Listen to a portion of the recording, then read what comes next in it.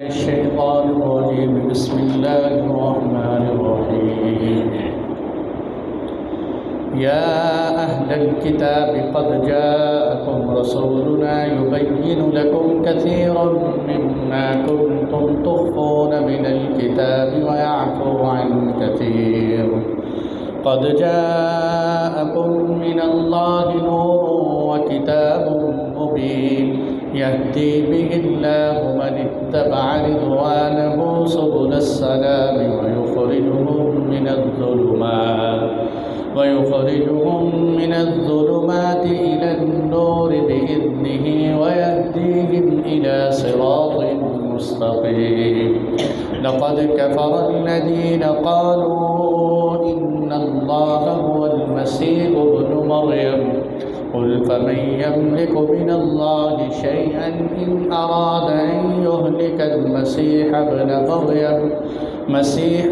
مريم وأمه ومن في الأرض جميعا ولله ملك السماوات والأرض وما بينهما يخلق ما يشاء والله على كل شيء قدير صدق اللہ العلی العظیم۔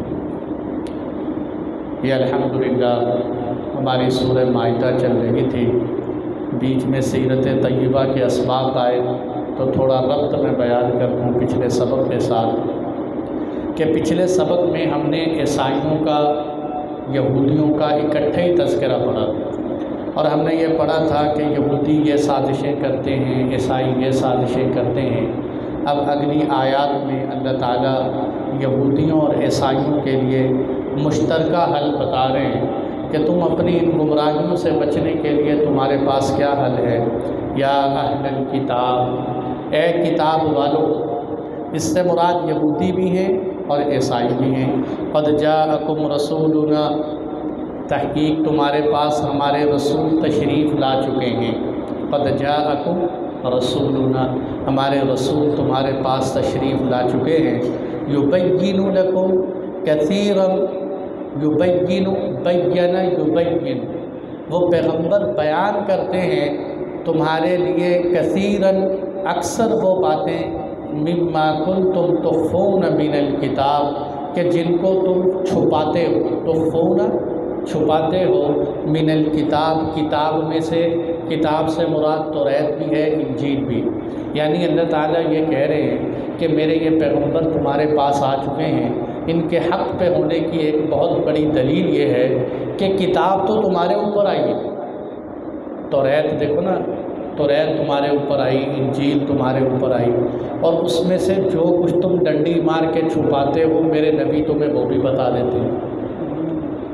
اگر اللہ کے نبی صلی اللہ علیہ وسلم نے جو ہے اللہ کے سچے اور برحق پیغمبر معاذ اللہ نہ ہوتے تو اللہ کے نبی تمہاری کتابوں کے علوم کیسے بتاتے؟ حالانکہ آپ صلی اللہ علیہ وسلم نے تو کسی عیسائی یونیورسٹی سے، کسی جو ہے ان کے پادری سے علم حاصل نہیں کیا، بلکہ اللہ کے نبی پھر بھی کو بہت ساری باتیں بتا رہے ہیں۔ فرمایا وَيَعْفُو عَنْ كَثِيرٍ، یعفو کہتے ہیں درگزر کرنا، عفو کرنا، عن کثیر، اور بہت ساری چیزیں میرے نبی اخلاق کی وجہ سے درگزر کر جاتے ہیں، بتاتے نہیں۔ اب ہوا کیا دیکھیں، بتاتے کیسے ہیں کہ آپ صلی اللہ علیہ وسلم نے ان کو بتایا کہ زنا کی سزا تمہاری شریعت میں بھی رجم، پتھر مار مار کے اس کو ختم کر دو، یہ تمہاری شریعت میں بھی ہے۔ لیکن انہوں نے کیا کیا، ایک سردار نے جو ہے وہ زنا ہو گیا، آپ صلی اللہ علیہ وسلم کے پاس آئے تو اب آ کے کہنے لگے اللہ کے نبی آپ بتائیں کیا سزا دیں گے؟ آپ صلی اللہ علیہ وسلم نے فرمایا تمہاری کتاب میں سزا موجود ہے۔ کہتے ہیں ہماری کتاب میں تو یہ لکھا ہوا ہے کہ جو زنا کرے اس کو گدھے پہ بٹھا کے چکر لگا دو بس۔ آپ صلی اللہ علیہ وسلم کے پاس حضرت عبداللہ بن سلام بھی بیٹھے ہوئے تھے، سامنے آپ نے فرمایا لاؤ بھائی توریت پڑھو۔ اب وہ پادری پتہ کیا کر رہے، اللہ کی حفاظت فرمائے، تحریف کی، تبدیلی کی بھی کوئی حد ہوتی، اس نے اس جگہ پر اپنا انگوٹھا رکھ لیا جہاں لکھا ہوا تھا کہ زنا کرنے والے کو پتھر مارو۔ تو اس کو رکھ کے آگے بھی پڑھ رہے، پیچھے بھی پڑھ رہے، درمیان سے نہیں پڑھ رہے۔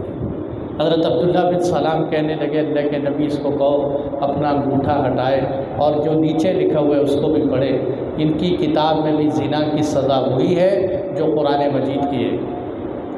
جب ہاتھ ہٹایا تو پتہ چلا، تو آپ صلی اللہ علیہ وسلم نے فرمایا بس مجھے ملامت نہ کرو اور جا کے اپنی کتاب کے موافق اس کو پتھر مار مار کے ختم کر دو، اپنی کتاب کی سزا دو۔ اور آپ صلی اللہ علیہ وسلم بتا رہے ہیں، اور یہ چھپاتے کیسے تھے؟ کتابوں میں، ان کی کتابوں میں میرے نبی کا نام لکھا ہوا ہے فار پلیت، احمد کو کہتے ہیں۔ آپ صلی اللہ علیہ وسلم کا پرانی کتابوں میں نام ان کے فار پلیت لکھا ہوا، اس کو چینج کر دیے۔ ان کی کتاب میں لکھا ہوا ہے کہ 10,000 قدسی فتح مکہ میں آئے گا۔ اب وہ فتح مکہ کے 10,000 قدسیوں کو مٹانے کے لیے انہوں نے اس میں بھی رد و بدل کر دی۔ تیسرے نمبر پر انہوں نے رد و بدل کیسے کیا کہ جو نشانیاں میرے نبی کے آنے کی تھیں ان کو الٹ دیے کہ نہیں یہ نشانی نہیں ہے تو ایسے ہونی چاہیے، ایسے ہونی چاہیے۔ اور مشرکین مکہ ان کے پاس آئے، آ کے کہنے لگے یہ بتاؤ کہ ہم مشرک سچے ہیں یا یہ پیغمبر سچے ہیں؟ اب یہ ظالم ان کو پتہ کیا کہتے ہیں، نہیں تمہارا دین صحیح ہے۔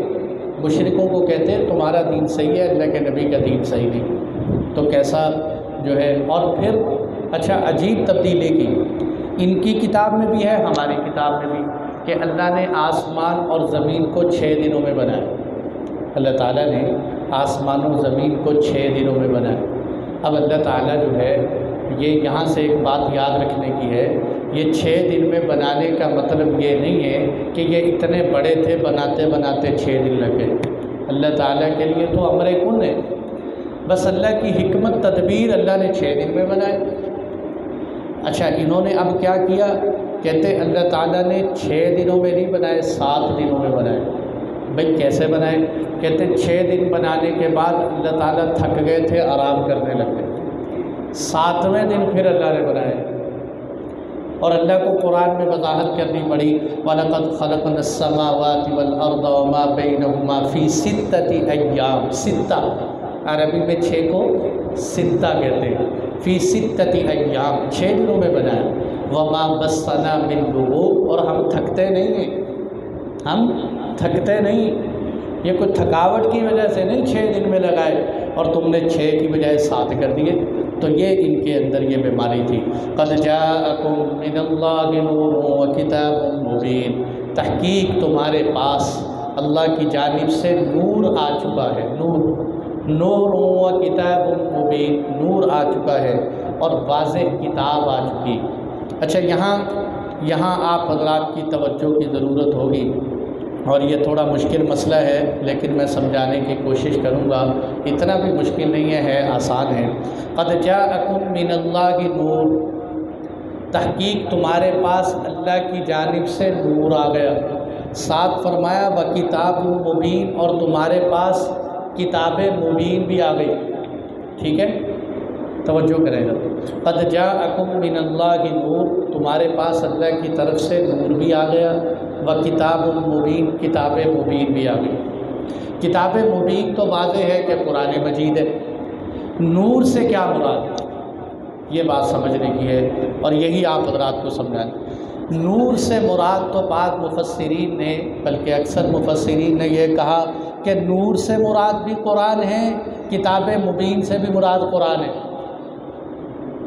تو وہ کہتے ہیں گویا کہ ان کے درمیان جو واو ہے وہ عطف تفسیری، ایک اصطلاحی لفظ میں نے بولا، عام طور پر یہ ہوتا ہے نا، جیسے کہتے ہیں زید اور بکر، اس کا مطلب زید اور بکر ایک نہیں ہو سکتے، زید اور ہے بکر اور، یعنی اور سے پہلے اور بعد والی چیزیں جدا جدا ہوتی، ٹھیک ہے، مغایرت ہوتی ہے ان کے اندر۔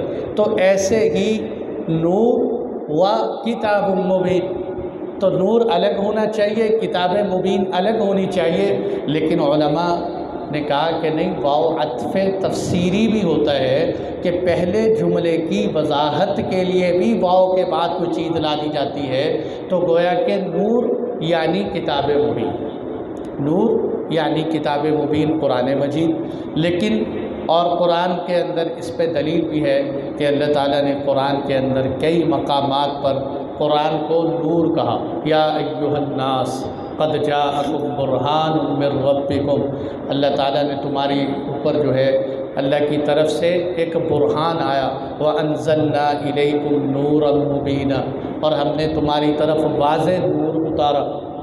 یہاں اللہ نے قرآن کو نور کہا، اور دوسری جگہ پر وَاتَّبَعُوا النُّورَ الَّذِي أُنزِلَ مَعَهُ، اور ان لوگوں نے اس نور کی پیروی کی جو ان پر اتارا گیا، اس سے بھی مراد قرآن ہے۔ اور میرے دوستو، یہاں قرآن مراد دینے پہ ایک قرینہ بھی ہے، لیکن اس سے پہلے بات سمجھیں۔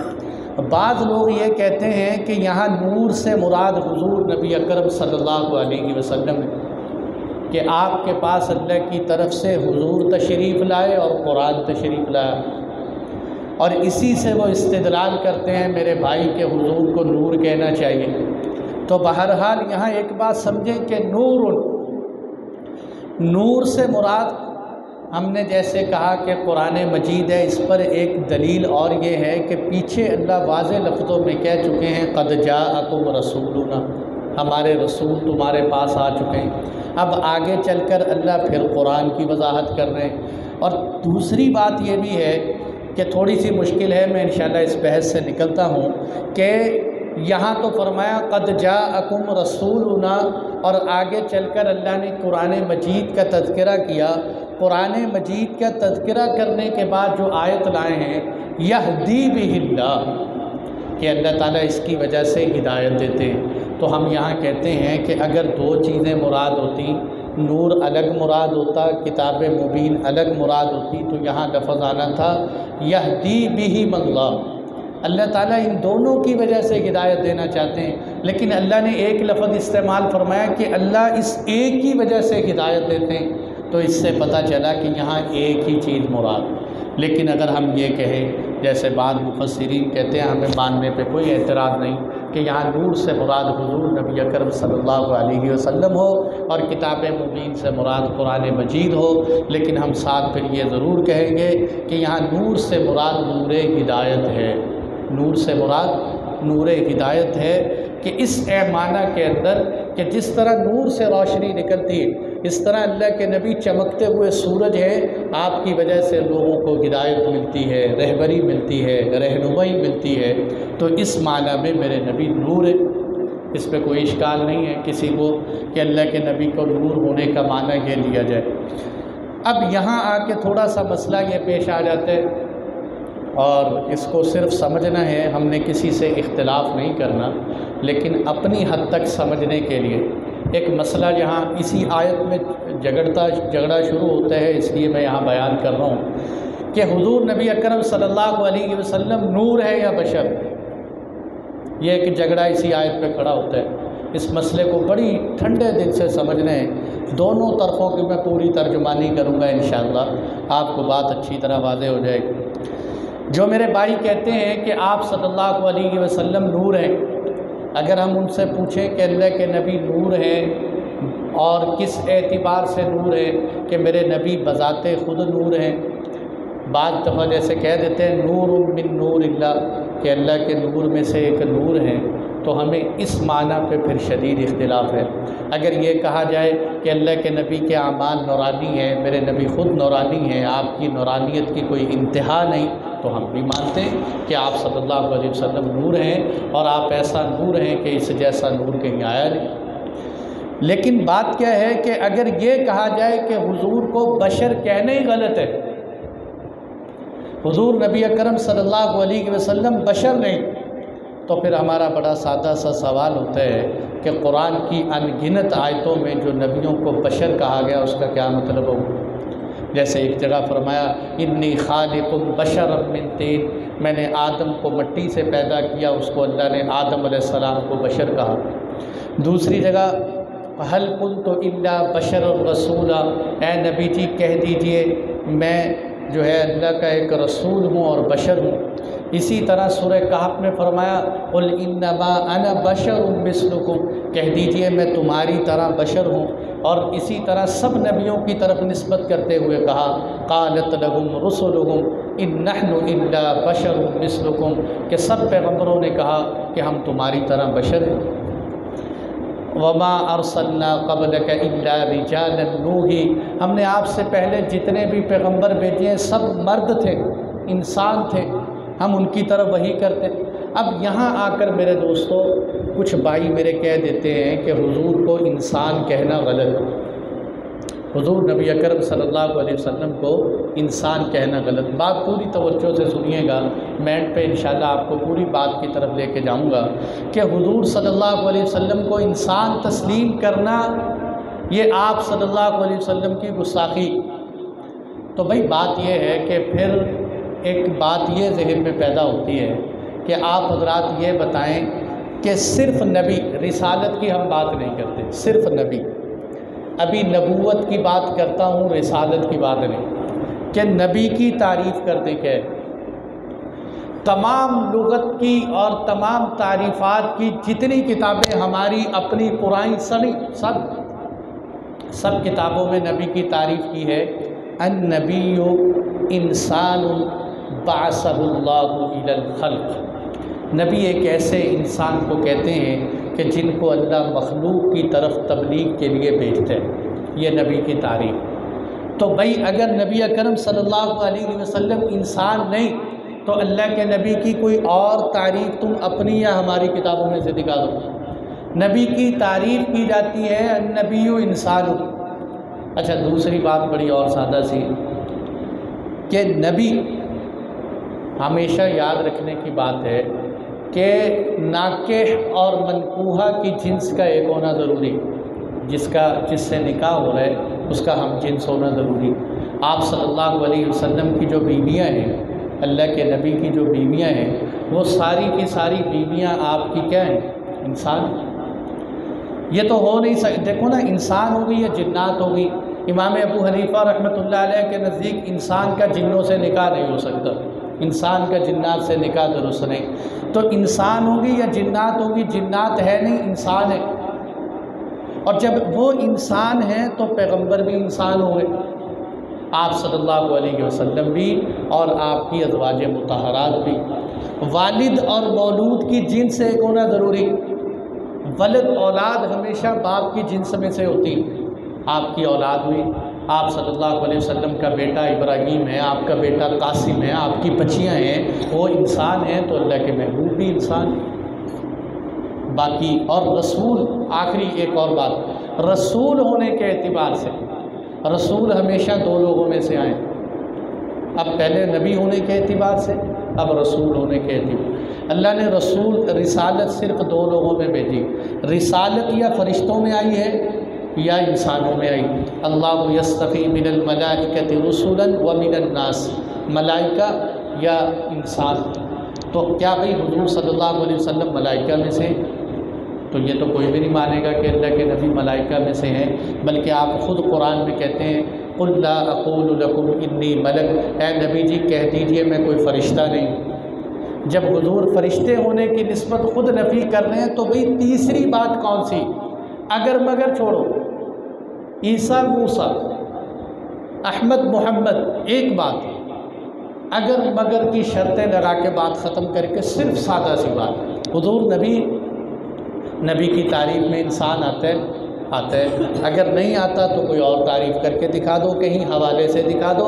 نبی رسول ہیں تو ملائکہ میں سے ہیں یا انسانوں میں سے ہیں، اور اگر ملائکہ میں سے نہیں تو انسانوں میں سے ہوں گے۔ ملائکہ میں سے اللہ کے نبی کہہ رہے ہیں میں خود نہیں ہوں، اور ہم انسان بنا نہیں رہے، تو اللہ کے نبی تیسری کون سی جنس میں سے؟ تیسری بات جو ہے کہ آپ صلی اللہ علیہ وسلم کی بیویاں ہیں، ناکح اور منکوح کی جنس سے ایک ہوتی ہے۔ جب منکوحہ کو ہم انسان مانتے ہیں تو ناکح بھی انسان ہے۔ والد اور مولود کی جنس سے ایک ہوتی ہے، جب مولود انسان ہے تو والد بھی انسان ہے۔ رہی بات، آخری بات، پھر ہم انشاءاللہ آگے نکل جائیں گے، وہ آخری بات یہ ہے کہ رہی بات یہ کہنا کہ یہ جو بیچارے دیوبندی بھائی ہیں یہ کہتے ہیں کہ حضور ہمارے جیسے، تو اللہ کی حفاظت فرمائے بھائی، میں آپ کو اپنے جیسا نہیں سمجھتا، آپ مجھے اپنے جیسا نہیں سمجھتے، کوئی اپنے استاد کو اپنا جیسا نہیں سمجھتا، تو وہ تو حضور نبی اکرم صلی اللہ علیہ وسلم ہے۔ کس کی جرت ہے کہ اللہ کے نبی کو کہہ سکے کہ آپ زید عمر بکر کی طرح ہیں؟ ہم تو چیخ چیخ کے تک گئے کہ سارے نبی میری نبی کی نبوت کا مقابلہ نہیں کر سکتے،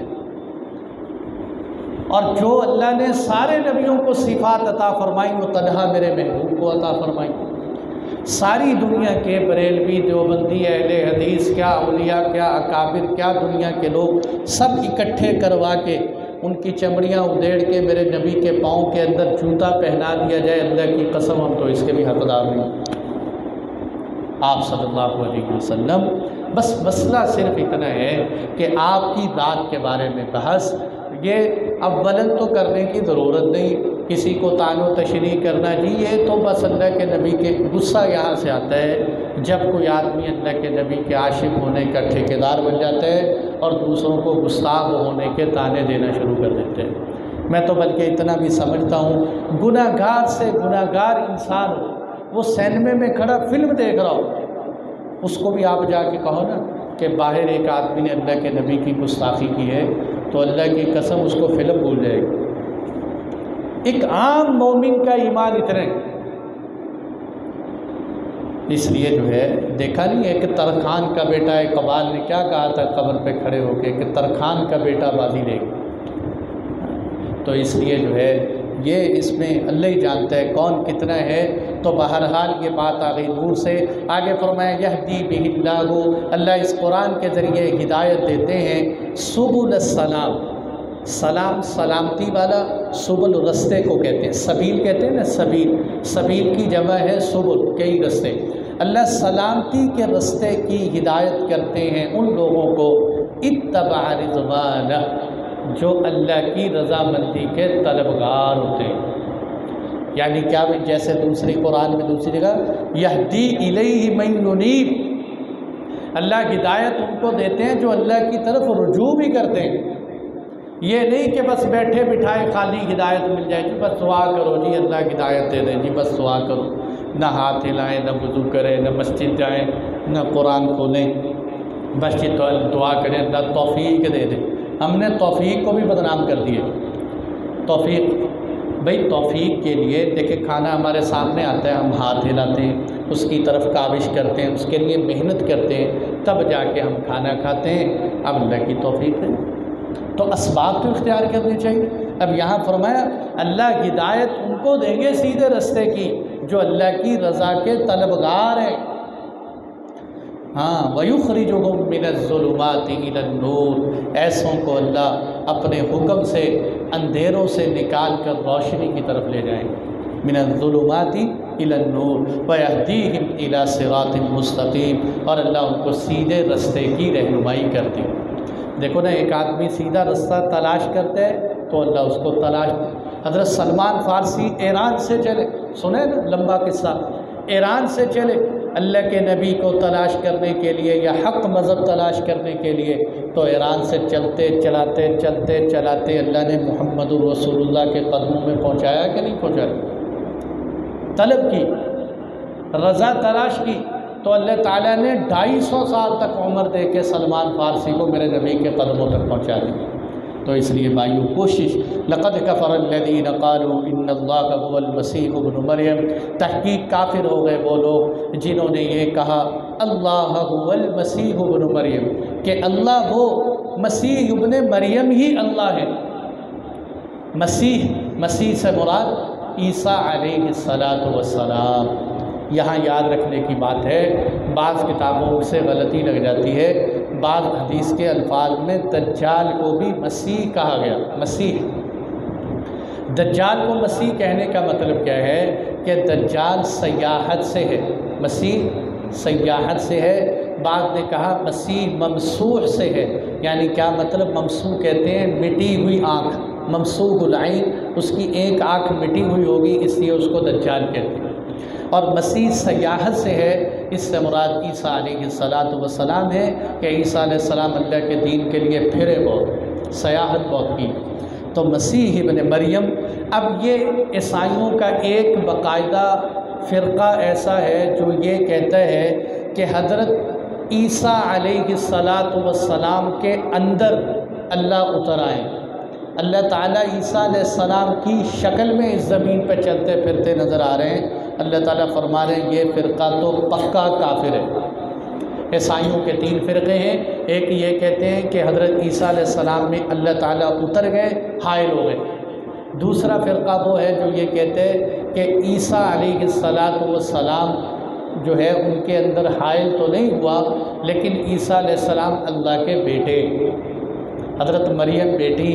تیسرا فرقہ عیسائیوں کا یہ کہتے ہیں کہ 3 مل کر خدا بنتے ہیں، اللہ تعالیٰ، عیسیٰ علیہ السلام اور حضرت مریم، یہ تینوں مل کر ایک خدا ہیں۔ تو یہ 3 طبقے ہیں۔ یہاں اللہ نے پہلے کی نفی کی، کافر ہو گئے وہ لوگ جو یہ کہتے ہیں کہ اللہ ہی مسیح ابن مریم ہے۔ قُلْ فَمَن يَمْلِكُ مِنَ اللَّهِ شَيْئًا إِنْ أَرَادَ أَن يُهْلِكَ الْمَسِيحَ ابْنَ مَرْيَمَ وَأُمَّهُ وَمَن فِي الْأَرْضِ جَمِيعًا۔ یہاں دیکھو توحید کا مسئلہ آ گیا، اللہ کی ذات کے ساتھ شرک کا مسئلہ آیا، اللہ غصے میں آ کیا فرمایا؟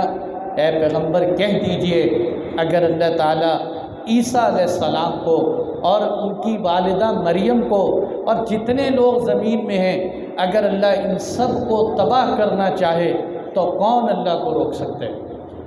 تو کون ہے جو اللہ تعالیٰ کے سامنے کسی چیز کا مالک ہو؟ اگر اللہ تعالیٰ عیسیٰ علیہ السلام کو، آپ کی والدہ محترمہ کو، روئے زمین کے تمام انسانوں کو ختم کر دے تو گویا کہ اللہ تعالیٰ پوچھنا یہ چاہتے ہیں کہ جب میں تنہا بادشاہ ہوں تو کیوں میرے ساتھ کسی اور کو شریک کرتے ہو؟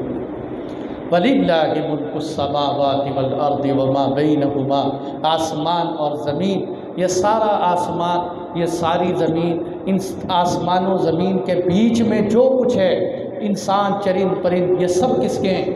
اللہ کے ہیں۔ جب یہ سارا کچھ اللہ کا ہے تو پھر اللہ کے سامنے کسی کو خدا بنانے کی کیسے ضرورت ہو گئی؟ یخلق ما یشاء، فرمایا اللہ جسے چاہے جیسا چاہے پیدا کر دے۔ یعنی اللہ تعالیٰ اگر چاہیں تو عیسیٰ علیہ السلام کو بغیر باپ کے پیدا کر دے۔ واللہ علی کل شیء قدیر، اللہ تعالیٰ ہر چیز پر قدرت رکھنے والے ہیں۔ اللہ تعالیٰ قادر ہیں اس بات پر کہ وہ کسی کو بغیر باپ کے پیدا کر دیں، اور اللہ قادر ہے کسی کو بغیر ماں کے پیدا کر دیں۔ اور اللہ نے اپنی قدرت دکھانے کے لیے پہلے آدم علیہ السلام کو بغیر ماں باپ کے پیدا کیا کہ نہیں کی؟ قدرت دکھائی ہوئی۔ اور پھر اللہ نے اپنی قدرت دکھانے کے لیے اماں حوا کو بغیر جو ہے کسی ماں کے آدم علیہ السلام کی پسلی سے پیدا کر کے دکھایا۔ پھر اللہ نے اپنی قدرت کا نظارہ دکھانے کے لیے حضرت مریم علیہ السلام سے عیسیٰ علیہ السلام کو بغیر باپ کے پیدا کر کے دکھایا۔ واللہ علی کل شیء قدیر، یہ ایک نظام فطرت ہے، ہم سب اس کے موافق چلتے ہیں، لیکن اللہ تعالیٰ کے لیے کچھ بھی کرنا کوئی مشکل نہیں ہے، کیونکہ وہ ہر چیز پر قدرت رکھنے والا ہے۔ اللہ تعالیٰ ہم سب کو عمل کرنے کی توفیق عطا فرمائے۔